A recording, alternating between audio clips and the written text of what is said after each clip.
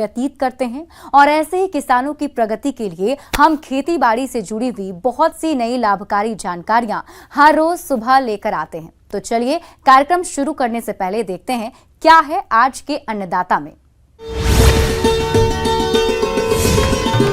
आंवला के बाग में लगने वाले कीटों का नियंत्रण।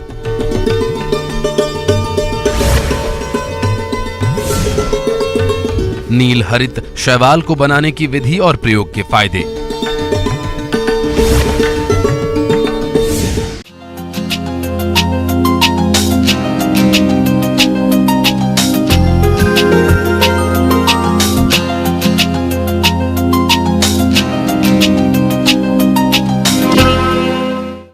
आंवला की बागबानी अपने प्रदेश में बड़े पैमाने पर की जाती है और जैसा कि इस समय आंवला के बागों में कीटों का प्रकोप देखने को मिल रहा है, तो किसान भाइयों, आप इन कीटों की रोकथाम किस प्रकार से करें, इसके बारे में जानकारी दे रहे हैं कृषि वैज्ञानिक डॉक्टर प्रमोद गुप्ता।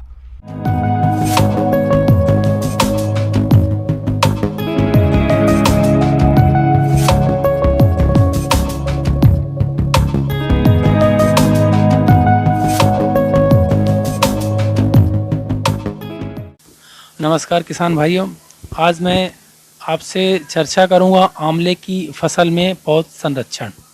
आंवला बहुत ही एक उपयोगी फसल है और पूरे भारत में क्या पूरे विश्व में इसकी जो है डिमांड है। समस्या वहां जाती है जब हम देखते हैं कि इसमें कीड़े मकोड़े बीमारी इन सब का जब जो है अटैक होता है। किसान भाइयों, आंवला के बाग में छाल भक्षक कीट का प्रकोप अधिक होता है। यह कीट पौधों के तनों में घुसकर उसकी छाल और तना को खाकर नुकसान पहुंचाता है, इसलिए इस कीट का समय रहते नियंत्रण करें। पौधे हमारे तैयार हो गए तो पौधे में सबसे ज़्यादा मेजर समस्या जाती है हमारी जो भी है, सबसे बड़ी समस्या है इंदरबेला की जो भी है। किसान इससे हतप्रभ है और बहुत ही परेशान है। जब ये कीड़ा जो है रात के समय में एक्टिव होता है जो भी है और पूरी जो है उसके तने को कुतरना शुरू कर देता है और उसकी जो बीट होती है पूरा पौधे के ऊपर से लेके नीचे लड़ी बना के पूरी दिखने लगती है, उस जाली के रूप में दिखने लगती है जो भी है। इंदरबेला की बात करें तो जहाँ से इंदरबेला जो है वो रहता है जो भी है, उस जगह पे छोटा छोटा कॉटन के टुकड़े ले लो जो भी है और कोई भी इंसेक्टिसाइड ले लें बाजार में जो उपलब्ध हो और उसमें डुबा के, नहीं हो तो मिट्टी का तेल भी होता है आजकल, कई लोग मिट्टी के तेल ग्रीस वगैरह मिला के अगर उसमें आप डाल देंगे और ऊपर से हाथ में छोटा सा लेप बना दें मिट्टी का पेस्ट बना ले जो भी है, उसमें कॉटन में डालें और मिट्टी को उसके अंदर बंद कर दें। उसके अंदर जो कीड़ा होगा जब उसको कुछ नहीं मिलेगा और उसको जो है सुगंध से जो कि जो अपना कई प्रकार के फॉजिन गैस होती हैं जो कि रिलीज की जाती है इंसेक्टिसाइड में, वो उससे जिंदा नहीं रहेगा और अंदर जो है मर जाएगा। इससे हम प्रबंधन जो है कर सकते हैं। इसके अलावा आंवला के बाग में लगने वाले कीटों की बात करें तो गाल मिर्च और रस चूसक कीट नुकसान पहुँचाते हैं। इन कीटों के कारण पौधों की बढ़वार और फलों के उत्पादन में कमी आती है, इसलिए किसान भाइयों इनकी पहचान कर नियंत्रण करें। दूसरा है जो भी है इसमें जो भी है गॉल मेकर क्या होता है, जो पहले जो है टहनी, जहाँ पे पेंसिल आकार की टहनी होती है वहाँ पे अंदर रहता है, धीरे धीरे गांठ बनाना शुरू कर देता है और गांठ बना के जो भी है धीरे धीरे ग्रोथ करता रहता है। ग्रोथ करने के पश्चात अगर हमने ध्यान नहीं दिया और उसी टहनी में जाके आगे फसल लग गई, हमारे फ्रूट्स जो है आंवला के लग गए, तो देखा गया वजन के कारण वो वहाँ से पूरी टहनी पूरी टूट जाती है और हमारा पूरा आर्थिक जो है नुकसान हो जाता है। या कि कई बार हवा ऐसी चलती, तेज हवा चल गई तो वो टहनियाँ जो है टूटना स्टार्ट कर जाती हैं। इसका प्रबंधन करने के लिए कैसे किया जाए जो भी है, किसान भाई सिंपल सस्ता जो है सुंदर उपाय जो भी है, सबसे जहाँ पे गठान है, जहाँ पे आपको दिख रहा निकल, तो शुरुआती अवस्था में अगर दिख गया तो वहाँ से कट करके आप जो भी है दूर कहीं जला दें, क्योंकि अगर उसका अंडा जो अंदर रह गया, उसका कीड़ा अगर अंदर रह गया, प्यूपा उसका अंदर रह गया, तो वो फिर जाके उड़ के आएगा और आपकी फसल में अटैक करेगा। तो कोशिश करें बहुत ही नीचे गड्ढे में गड़ा दें या कि फिर उसको जो है जला दें जो भी है। किसान भाइयों, गालमेज कीट का रासायनिक नियंत्रण करने के लिए आप ट्राइजोफास 2 मिलीलीटर दवा प्रति लीटर पानी के हिसाब से घोलकर 10 दिन के अंतराल पर छिड़काव करें, जिससे इस कीट पर नियंत्रण पाया जा सकता है। कई बार क्या होता देखा गया जो भी है कि जब हमारी फसल फ्लावरिंग में होती है तभी जो है माहू का अटैक होता है हमारी फसल में जो भी है। तो माहू का अटैक जो है होता है कब होता है, जब मॉइस्चर वगैरह की जो है उस समय ह्यूमिडिटी थोड़ा सा कम हो जाती है। तो ध्यान रखें इस समय में तत्काल आप जो अगर पौधे की पहुंच तक हैं तो उसमें 8 ग्राम इमिडाक्लोरपिड या कि थायोमेथाक्साम एक पंप में मिला के जो भी है आप स्प्रे करा देंगे तो माहू की समस्या जो हमारी जो है हमेशा हमेशा के लिए जो है ख़त्म हो जाएगी। तो इसी के साथ किसान भाइयों मैं आपसे विदा लेता हूँ। निश्चित रूप से आप हो सकता है आंवले की फसल के लिए जो भी है मेरी कही हुई बातों से जरूर जो भी है लाभ प्राप्त करेंगे। किसान भाइयों अब लेते हैं एक छोटा सा ब्रेक।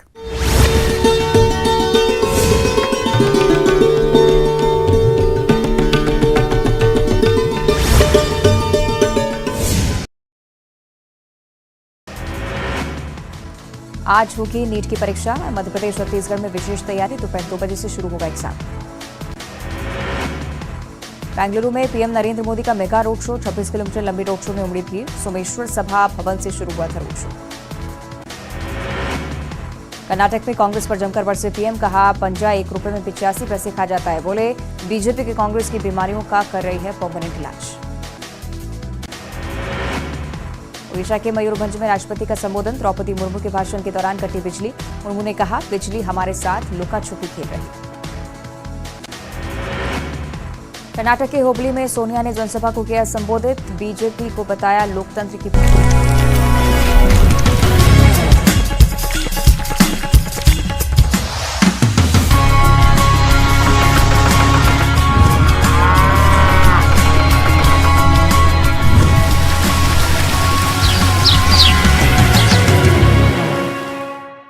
ब्रेक के बाद आप सभी दर्शकों का अन्नदाता में स्वागत है।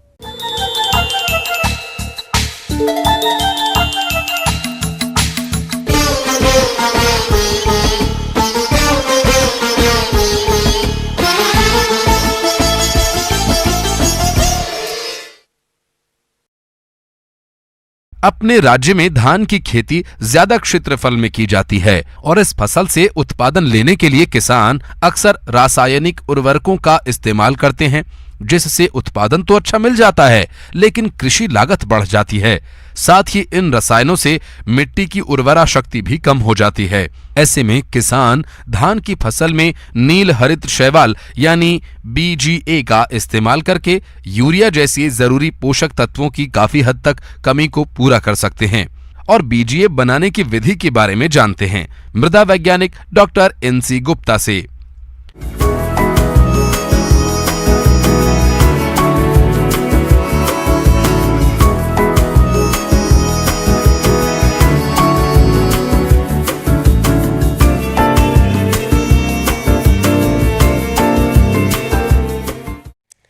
किसान भाइयों नमस्कार। आज मैं आपको ब्लू ग्रीन एल्गी जिसे हम नील हरित शैवाल और ऐसे भाषा में काई जिसको कहते हैं, यह एक तरह से वायुमंडल में जो नाइट्रोजन होता है वो भूमि को प्रदान करता है और ये भूमि में जब मट्टी में जब प्रदान होता है तो वो पौधों को नाइट्रोजन देता है।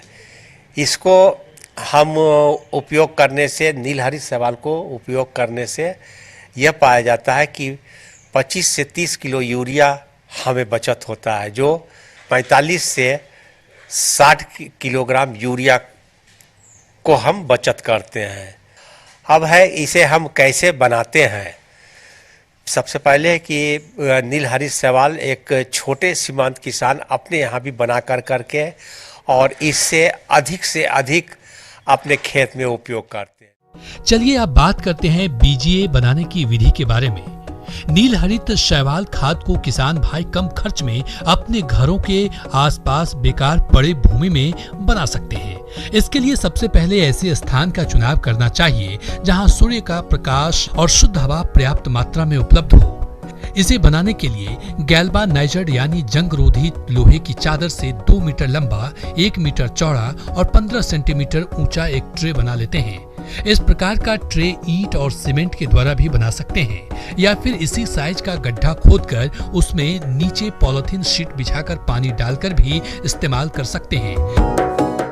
इसको हम ग्लेमनाइट शीट को अगर नहीं करते तो इसे हम सीमेंट का भी हम बना सकते हैं, सीमेंटेड का भी बना सकते हैं। ग्लेमनाइट शीट में फिर 10 केजी हम दोमट मट्टी, उपजाऊ मट्टी को डालते हैं।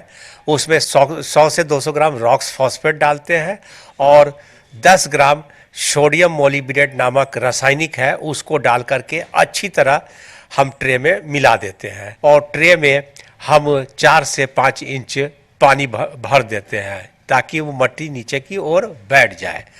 इसके बैठने के उपरांत हम फिर इसमें 200 से 250 ग्राम नीलहरी शैवाल की बीज को छिड़काव करते हैं और यह एक माने धूप प्रकाश संश्लेषी माने धूप में पूरी तरह धूप में होना चाहिए, ठंडी अवस्था में नहीं। जो धूप में होने से इसकी पैदावार बहुत जल्दी से होता है, 15 से 20 दिनों में इसकी पैदावार होती है। लगभग 7 से 8 दिनों के बाद पानी में गहरे हरे रंग की काई की परत दिखाई पड़ने लगती है। जब ऐसा होने लगे तब पानी को सूखने के लिए छोड़ देते हैं।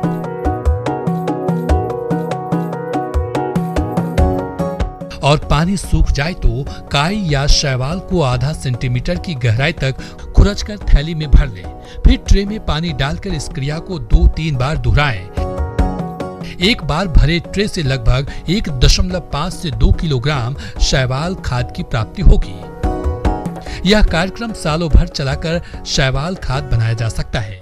एक ट्रे से 2 से 3 बार हम शैवाल का कलेक्शन कर सकते हैं, जो 4 से 5 केजी शैवाल के बराबर होता है और इसको अच्छी तरह से हम धूप में सुखा करके 2 साल तक कम से कम हम अपने पास रखते हैं। तो ये तो हो गया हमारा बनाने की विधि कि हम इस तरह बनाते हैं।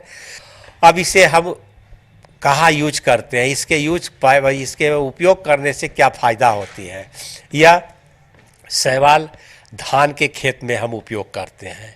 अगर एक ही खेत में बार बार अगर हम शैवाल का यूज कर रहे हैं धान के खेत में, तो बाद में फिर हम शैवाल का उपयोग नहीं भी करने से शैवाल उसमें पाया जाता है और हम इस तरह 20 से 25 केजी नाइट्रोजन मिलता है इसके अति देने से। शैवाल को उपयोग करने से एक तो मट्टी की जो उर्वरकता शक्ति है वो बरकरार रहती है। सबसे पहला भूमि में उर्वरकता शक्ति बरकरार रहता है और इसे खेत में उपयोग करने से, धान के खेत में उपयोग करने से 15 से 20% उपज में वृद्धि होती है।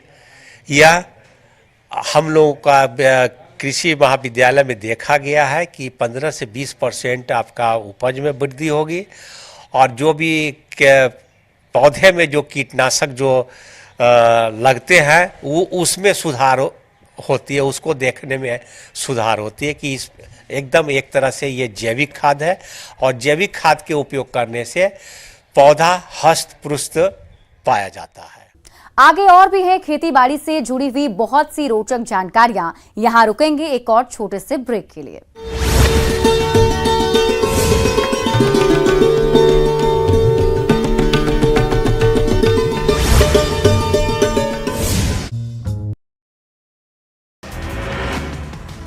आज होगी नीट की परीक्षा। मध्य प्रदेश छत्तीसगढ़ में विशेष तैयारी। दोपहर 2 बजे से शुरू होगा एग्जाम।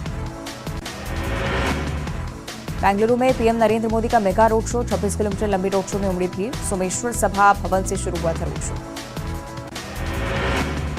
कर्नाटक में कांग्रेस पर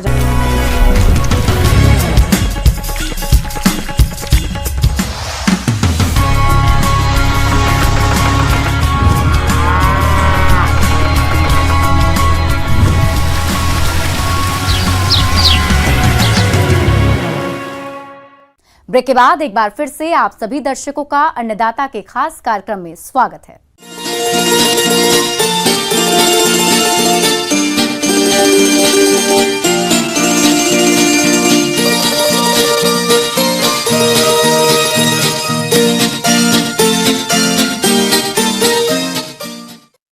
प्रदेश के जो किसान भाई मछली पालन करते हैं उनकी मछलियां सही प्रबंधन के अभाव में कई रोगों की चपेट में आ जाती हैं और मरने लगती हैं। ऐसे में किसानों को भारी नुकसान उठाना पड़ता है। तो इससे बचने के लिए किसान सही समय पर रोगों की पहचान कर रोकथाम कैसे करें, इस बारे में जानकारी दे रहे हैं मत्स्य विशेषज्ञ इप्सिता विश्वास।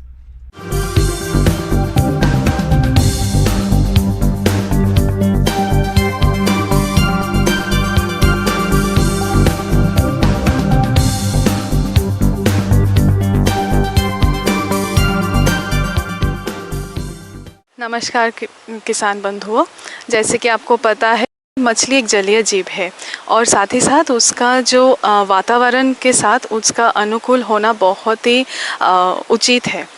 अब आप ये पूछेंगे कि जब आप मछली पालन करते हैं तो उस समय अगर आप मछली डालते हैं इसी समय तो आपका जो विकास है मछलियों में वो बहुत ही कम मिलेगा आपको। वो इसी कारण क्योंकि आपका जो जलीय या पर्यावरण है उसका अब परिस्थिति बदलते रहते हैं।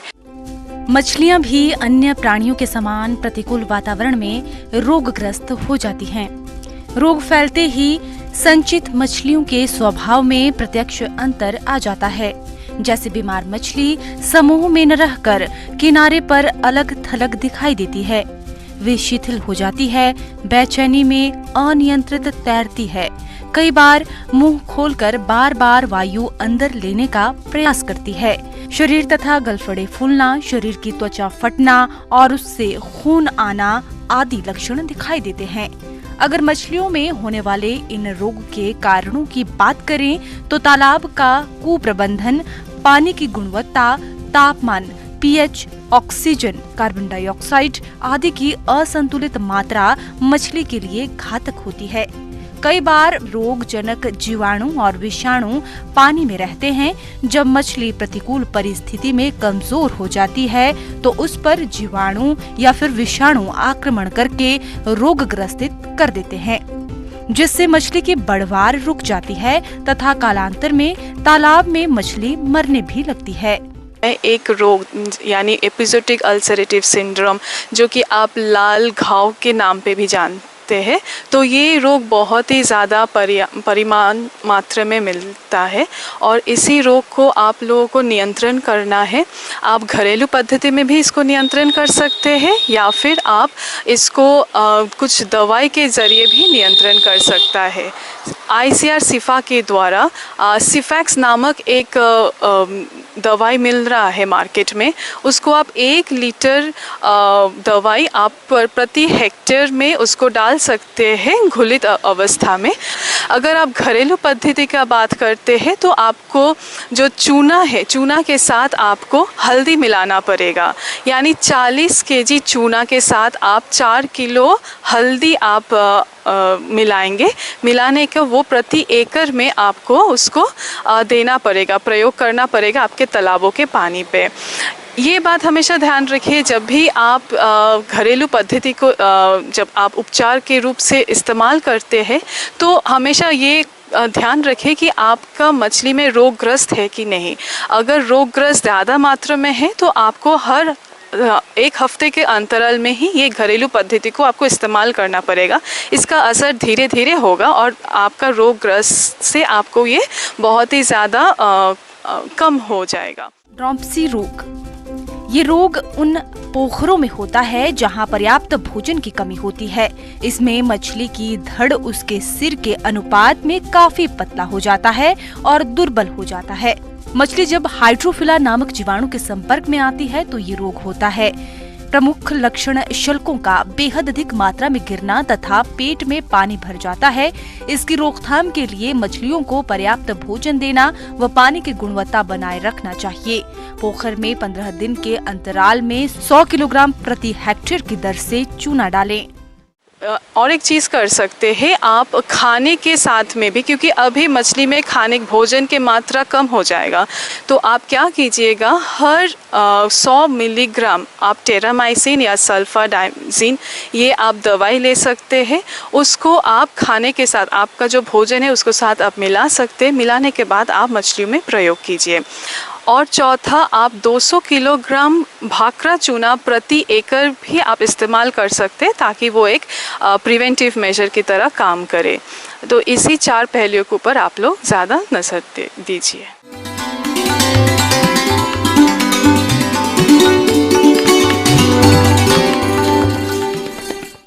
और आइए अब जानते हैं अन्नदाता निःशुल्क फोन के माध्यम से पूछे गए समस्याओं का समाधान। आज की अन्नदाता हेल्पलाइन में हमने जिस प्रश्न को शामिल किया है उसे पूछा है ग्राम जेविया, जिला रतलाम के देवी प्रसाद ने।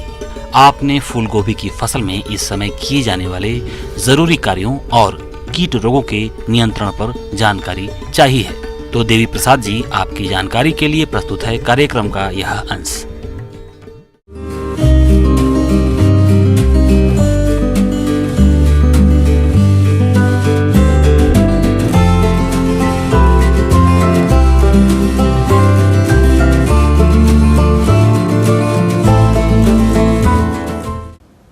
किसान भाइयों नमस्कार। आज हम खेतीबाड़ी के संबंध में चर्चा करेंगे आपसे। विशेषकर आज का जो हमारा विषय है फूल गोभी की तैयारी और कैसे हम अधिक उपज ले सकते हैं, इसके बारे में हम विस्तार से कृषि कार्यमाला फूल गोभी की आप लोगों को बताने जा रहे हैं। उसके बारे में आपको पूरी जानकारी दी जाएगी। आप सभी जानते हो कि फूल गोभी एक ऐसी फसल है जो 12 महीने आजकल बाज़ार में बिकती है और किसान इससे अच्छा मुनाफा कमा रहे हैं और ये हर जगह मिलती है और हर प्रकार की मिट्टी में यह फसल उगाई जा सकती है। कि सिंचाई की मात्रा हम सने सने दें, खेत में केवल नमी रहे, ऐसा नहीं कि कोई भी क्यारी में जो है ना पानी भरा रहे। निथार की व्यवस्था बहुत ज़रूरी है। अगर ड्रिप से हम लोग सिंचाई कर रहे हैं तो बहुत अच्छी बात है, क्योंकि सिंचाई अगर ड्रिप से ऐसी सब्जी वर्गीय पौधों में, चाहे पत्ता गोभी हो या फूल गोभी हो, ऐसी फसलों में की जाती है तो हमें उत्पादन अच्छा मिलता है। अगर सिंचाई हम प्रॉपर 15 दिन के अंतराल से करते रहें या जब हमारे खेत में देखें कि तापक्रम किस टाइप का है और उसके अनुसार हम लोग सिंचाई पर ध्यान दें। विशेषकर सिंचाई का देने का समय जो होता है, सवेरे के समय हमें सिंचाई करना चाहिए या शाम के समय जो है ना सिंचाई हम लोगों को करना चाहिए।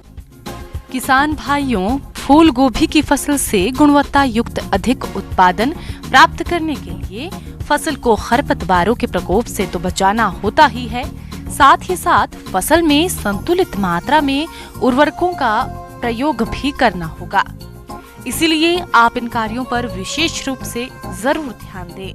सबसे पहला जो है ना पौधरोपण करने के पश्चात जो है ना हम लोगों को सब पानी हम जैसी फसल में देते हैं या टॉप ड्रेसिंग में यूरिया खाद देते हैं तो हम लोगों ने ये पाया है कि उसके साथ में खरपतवार निश्चित रूप से पनपते हैं और खरपतवारों के नियंत्रण के लिए हम लोगों को बहुत सावधानी बरतना पड़ती है। खरपतवार नियंत्रण के लिए हम सीधे खरपतवार नियंत्रण का उपयोग नहीं करते हैं। सबसे पहले हम हाथ से खरपतवार निकालने की कोशिश करते हैं, उसके बाद खुरपा या डोरा चला करके हम खरपतवार का नियंत्रण करते हैं, जिससे मिट्टी भी पलट जाती है और हमारी जो खाद की मात्रा हमने दी है वो भी पौधों को बराबर मात्रा में मिलती है। उर्वरक की मात्रा जो है ना हम लोग अगर टॉप ड्रेसिंग यूरिया की करना है तो थोड़ा सावधानी हम लोगों को बरतना पड़ती है कि खेत में नमी होना आवश्यक है। जब नमी रहे तभी हम यूरिया की मात्रा टॉप ड्रेसिंग के रूप में दें। इससे फ़ायदा ये होगा कि यूरिया जहाँ पौधे की जड़ों को मिलेगा और पौधे अच्छा पनपेंगे और उसमें ग्रोथ भी अच्छी होगी।